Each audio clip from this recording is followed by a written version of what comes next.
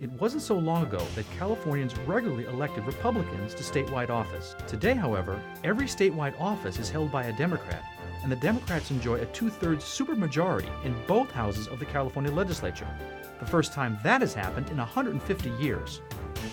Is it just a temporary shift of the political pendulum, or is something more fundamental going on with the California electorate? We'll ask. Dean Bonner, an analyst with the Public Policy Institute of California. John Myers, the political editor for News 10 in Sacramento.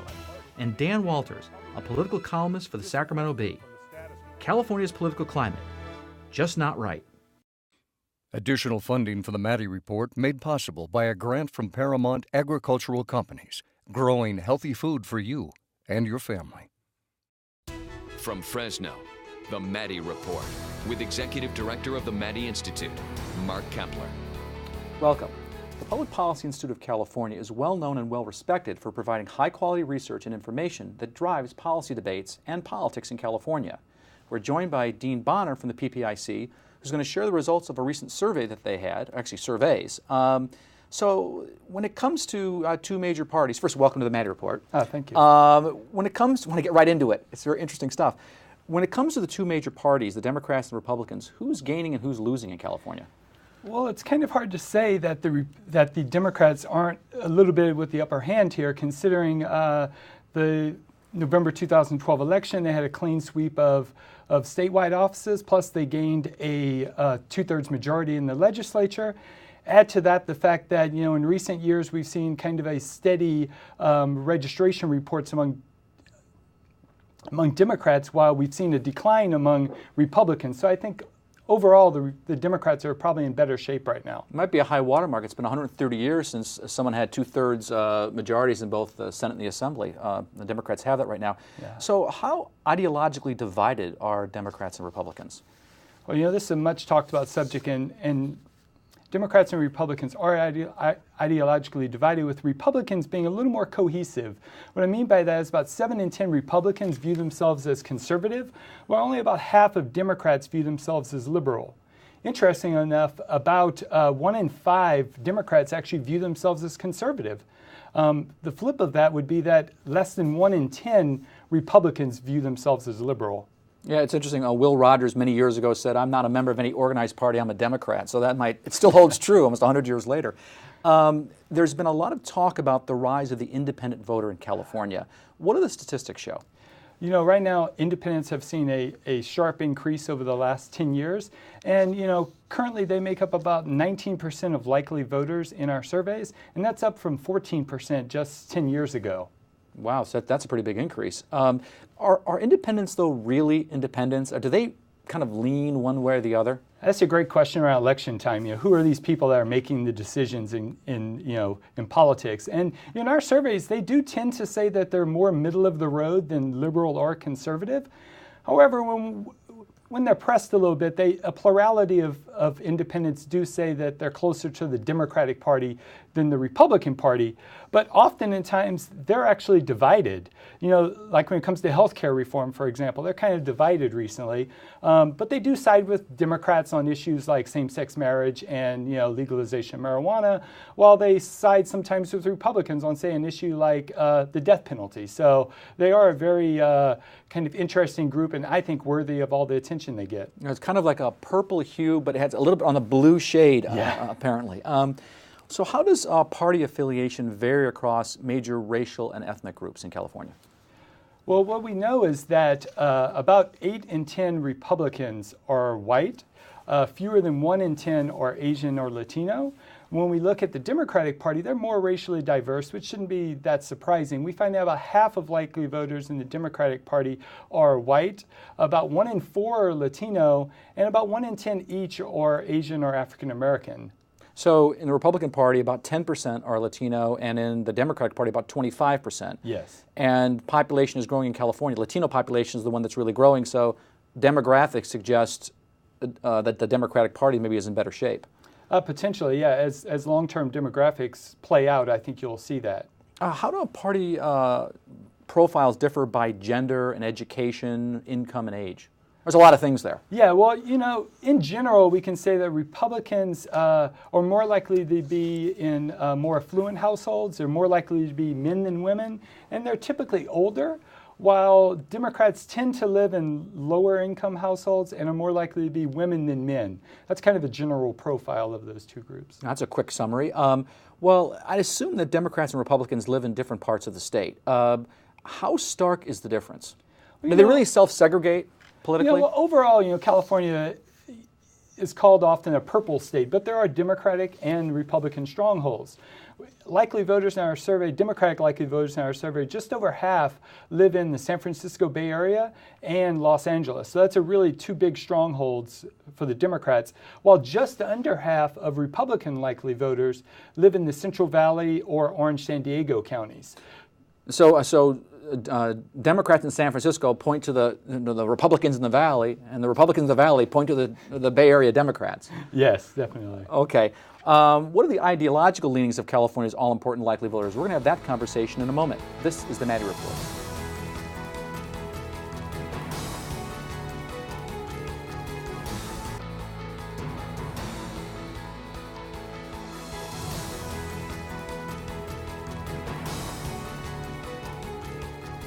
Welcome back. We're talking with Dean Bonner, a research associate with the Public Policy Institute of California, otherwise known as the PPIC. We often hear political polls and pundits focus on what's called the likely voter for obvious reasons. The PPIC recently conducted a survey that provided insights into California's likely voters.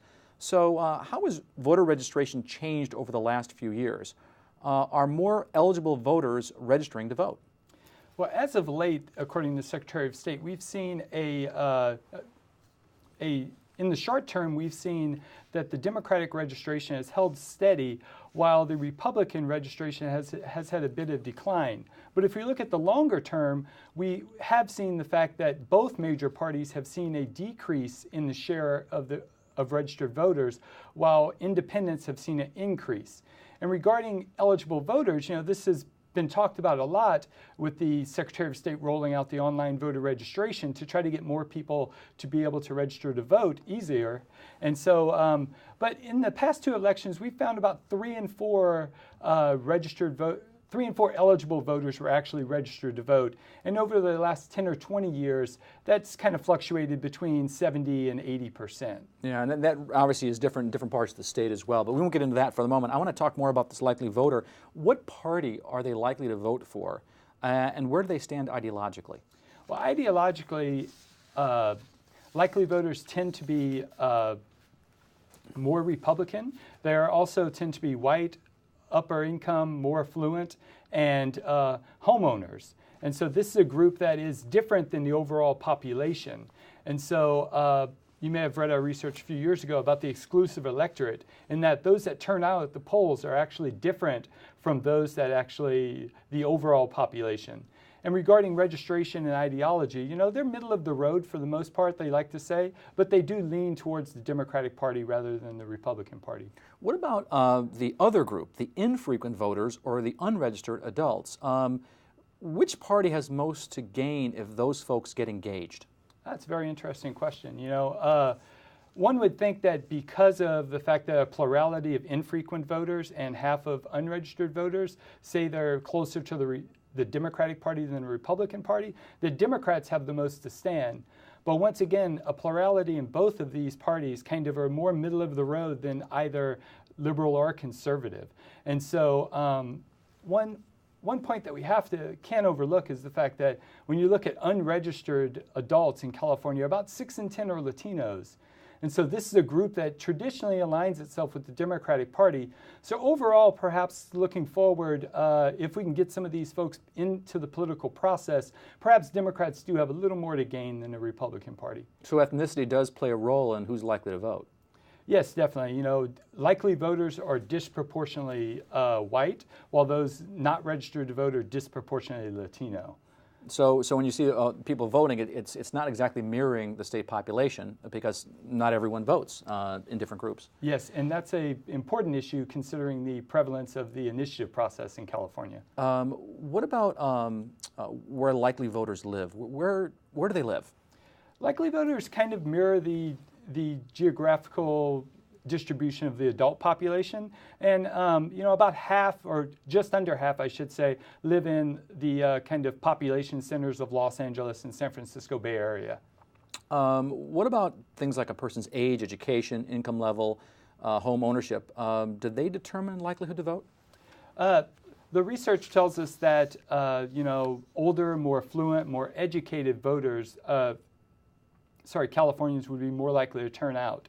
And so when we're coming up with our likely voter model, those things are important. Other things that kind of play a role are things like interest in politics, how closely you follow news about elections, and also things like, how often have you, how long have you lived at your current residence? So that takes away the step of having to re-register. But one of the biggest driving factor would be the fact of just becoming registered overall, since that's one of the biggest driving factors when it comes to being a likely voter. First thing you have to be is registered to vote. And it's, are they making it easier or more difficult to register to vote? Well, we have the Secretary of State with the online voter registration trying to make it easier. You have things like, Motor Voter, which have been placed for a long time. And in the future, there's actually going to be Election Day registration once there's some more technological developments on that side. People would be able to register up to the election day. So people might play politics with registration because it might favor one party over the other? The Secretary of State, while they tend to be a partisan with a letter next to their name, generally speaking, there's the hope that they're doing what's best for California and trying to get as many people as possible registered to vote so that those who turn out at the polls are actually representative of the overall population. Okay, well, I want to thank Dean Bonner with the Public Policy Institute of California for joining us. Up next, the state capitol's two most respected political observers, Dan Walters and John Myers, interpret what the data means for Republicans and Democrats in 2014. That conversation in a moment. This is the Maddy Report.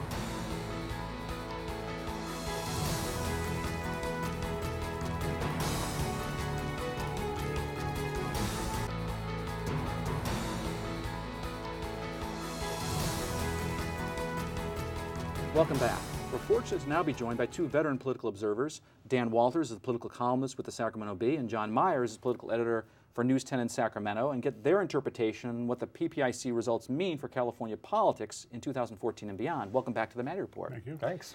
Well, Dan, let me start with you. CalBuzz, which is a blog of California politics, took a look at the PPIC data and wrote that, quote, "It's time for the California Republican Party to make some serious changes. What they're doing is further marginalizing themselves," unquote. What do you think?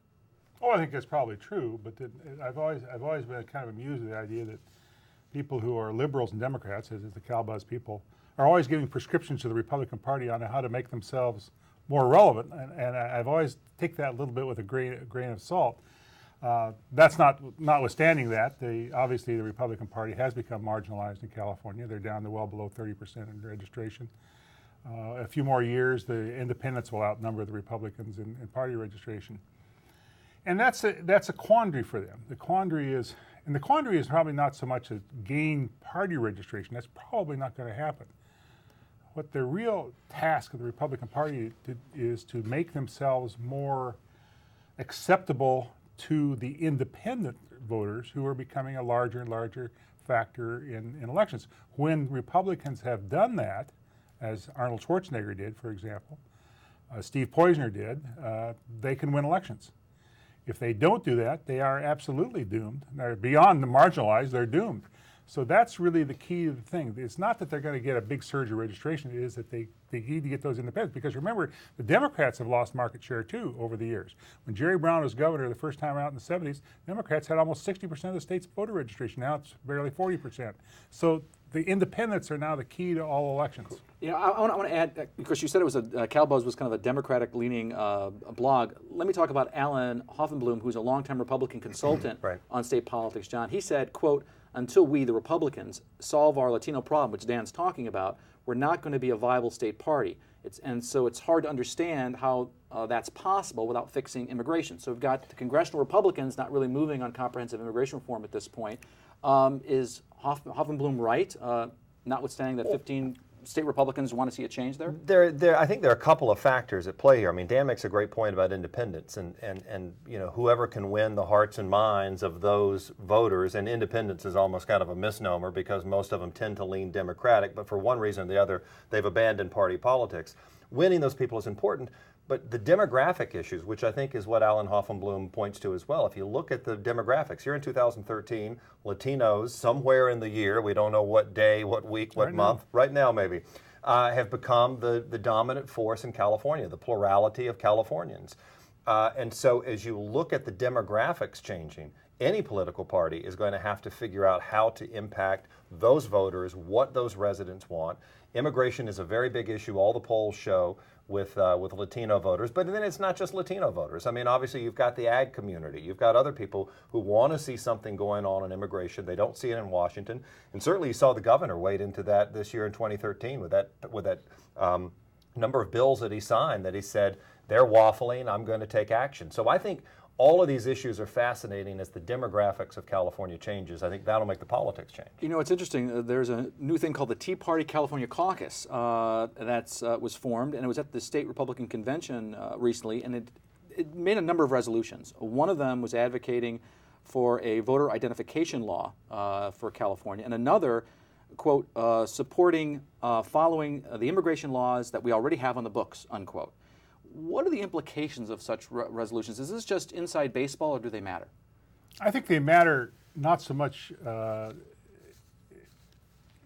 unto themselves, but the way that they might be exploited, if you will, by the Democrats with those Latino voters. They're saying, hey, you don't want to vote Republican. You don't have anything to do with these people. These people hate you. And so it plays into the hands, essentially, of the Democratic Party. You have to wonder, too, and this, I don't profess to be an expert on Washington politics, but you have to wonder, too, whether the Democrats have themselves strung out the immigration issue in Washington. Remember, they had both houses of Congress and the presidency there for a couple of years, not wanting to deal with it because they want to hang it around the Republicans' necks and use that as a recruiting tool for Latino voters. I think both sides play this immigration issue.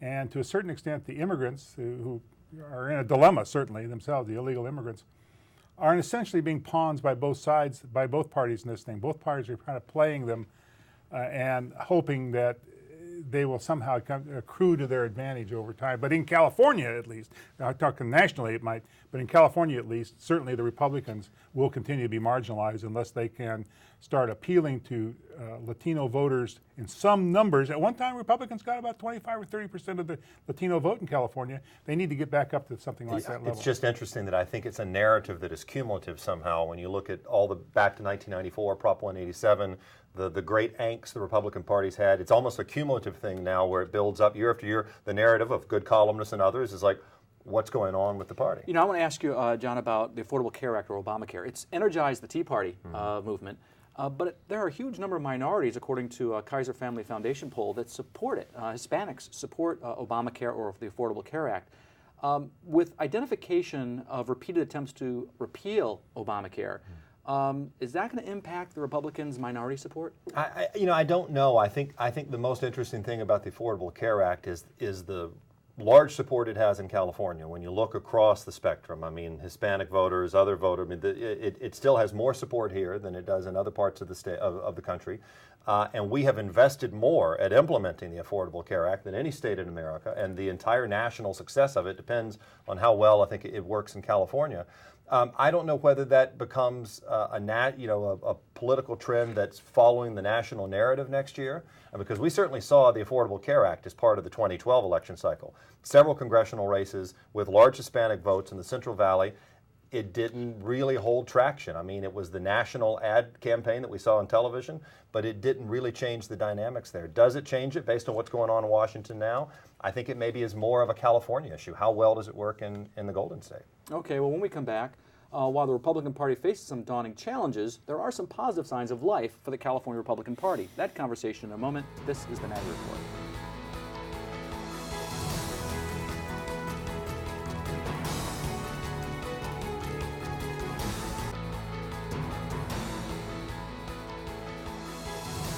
Welcome back. We're talking with John Myers, political editor for News 10 in Sacramento, and Dan Walters, political columnist for the Sacramento Bee.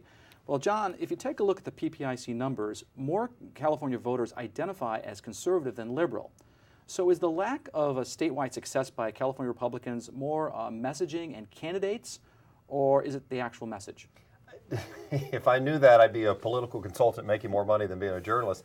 You know, I don't know. You look at those numbers, first of all, that's people self-identifying. So I wonder exactly what issues they're picking, because we know that Californians have a fairly strong pragmatic to conservative streak depending on particular issues, crime and punishment issues, a lot of other kind of things. I mean, I think the most interesting part is who wins that group in the middle. Those voters who have, you know, detached themselves from political parties, who are cafeteria voters, who pick a little more liberal on one issue, a little more conservative on the others. I do think that it shows that your base, if you're a diehard Republican, is only so big. I mean, yes, they've got more self-identified there, but they've done a lousy job at finding those people in the middle. Dan, what about, are there certain issues that California Republicans can use to their advantage that are in sync with the state's demographics and ideological bent? Well, John mentioned one, that's crime. I think that's always a tricky issue for Democrats. They're very wary about being labeled as soft on crime. How the governor has reacted, for example, to the federal pressure to reduce prison populations, not wanting to release inmates. That's being very cognizant of that fact that you turn loose inmates and one of them goes out and commits some horrendous crime, it's going to be hung around your neck. So the Willie Horton. You had the Willie Horton syndrome. I think, too, you have another thing going on, and that is that now that Democrats have supermajorities in both houses of the legislature and the governorship, they own it. They own whatever happens. They own the budget.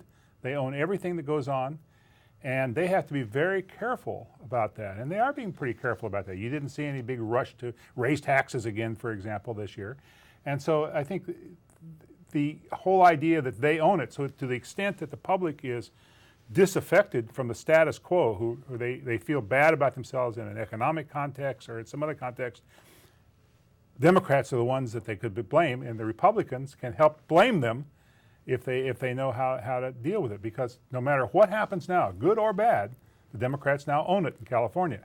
And that is a burden for them that they have only one way to go, and that's down when you think about it, because they're about on the top of the heap right now, and they have nowhere to go but down. And there's likewise, the Republicans have nowhere to go but up. So it's the It's a perfect system. There you go. John, are the fortunes of the Republican Party in California better at the local level? Even though Democrats have a sizable registration advantage, Republicans hold half of the 2,500 mayoral and city council seats in California. And in fact, in 75 cities where Democrats have a majority, Republicans run the city council. So what do you think? But isn't it interesting that on those local levels, Mark, they're usually not identified in ballot materials and all kinds of things by party. And so in some sense, maybe it's not the candidates, it's the party label, which is what you've heard a lot of times. I mean, I think that gives the Republican Party, if they were looking for a silver lining, that gives them some hope. And they certainly are spending a lot more time on smaller races in 2014. The new chairman, Jim Brulte, first had to get them out of the red. They were in debt. And second, I think, is probably trying to pick and choose the races and the places that he can make a difference. It's not going to be the governor's race, no disrespect to Abel Maldonado or others. It's not going to be those big statewide races. Tom Donnelly's not going to win? Tim Donnelly. Tim Donnelly. But I think it's going to be these particular regions and places, and can you grow those candidates? And yet again, the party label in so many places is it's not a big sell. You know, Jim Brulte, the former Republican leader in the Assembly and the State Senate, as John mentioned, is now the chairman of the California Republican Party. He's erased $1 million debt. He even got money from the California teachers and SEIU, which is kind of unusual. You think he's going to be able to lead the California Republican Party out of the political wilderness? Well, I think they've got their best shot of getting out of the wilderness with Jim Brulte. He's a very pragmatic person. He's been talking about broadening the party's base for 20 years that I know of. And so they've probably got the right guy to do what they need to be done if there's anybody can do it. The question is, are they going to do it? Let me offer one other thing, too. I think the Republicans are going to make some gains in the legislature in 2014. The way that when you look at who's termed out and who has to go and the districts that were drawn, particularly in the Senate, you see the possibility, even maybe a probability, the Republicans are going to eat into the supermajority, at least in the Senate, maybe in the Assembly. And if that occurs, and the Democrats no longer have that supermajority in those two houses, then the Republicans will gain a considerable amount of relevance again in the legislative context. They're down, but they're not quite out. And you mentioned the city council seats they hold. You remember that if you look at California geographically, if you draw a map of red counties and blue counties, about 2/3 of the state is red. So they have a lot of local government officials in county governments. Geographically. Geographically speaking, not in population, but in geographic.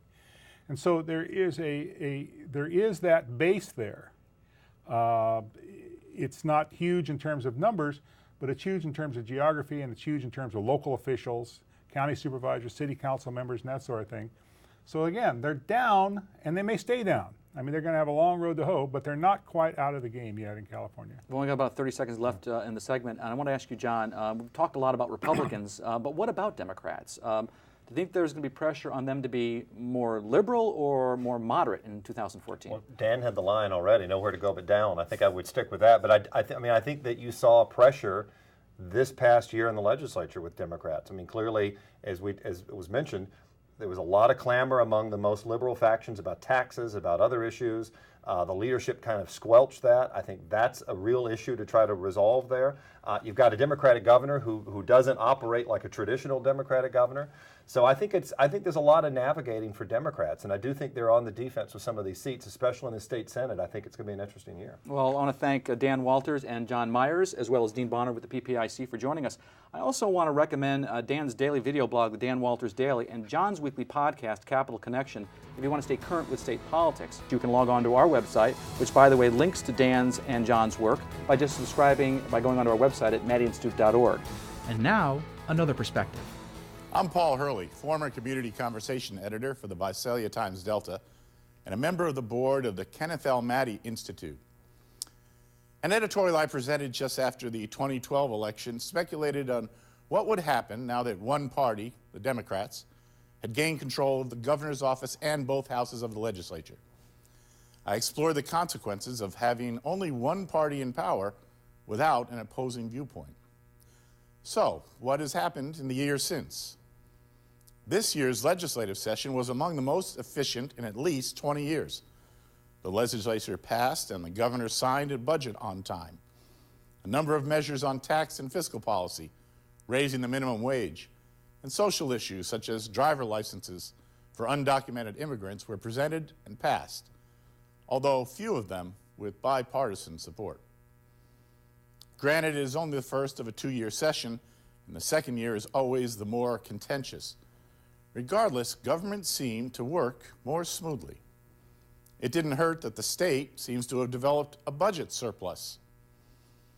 What does the public think about that? As a survey by the Public Policy Institute of California found, the answer depends on whom you ask. Most Democrats think the state is headed in the right direction, but few Republicans do. Overall, people are still pessimistic about California's future, although less so than a year ago. They definitely mistrust government and politicians. They do trust the initiative system more than the legislature. Partisan disagreement continues to reign. The bottom line is California's political climate continues to be a mixed bag. People are slightly more optimistic, but just as partisan. Although things are calmer in the legislature, there doesn't appear to be a vigorous debate on issues. The fact is that partisanship has not disappeared, it has only been muted. Despite being the minority party, Senator Ken Maddy practiced bipartisan governing throughout his career in the legislature, which could use a dose of the Maddy way today. Smooth sailing in the legislature might be welcome, and partisan bickering is never helpful. But lawmakers have a responsibility to continue to present their case. Let's hope the public continues to listen closely, even when debate dies down to a murmur. For the Maddy Report, I'm Paul Hurley. The views expressed in the Maddy Report are those of the individuals participating in the program and do not necessarily reflect those of the Maddy Institute, the California Channel, Casey, or Valley PBS. If you'd like to share your thoughts about the points and opinions shared in the Maddy Report, visit our website at valleypbs.org/Maddy. This is Mark Kepler for the Maddy Report. Thanks for joining us.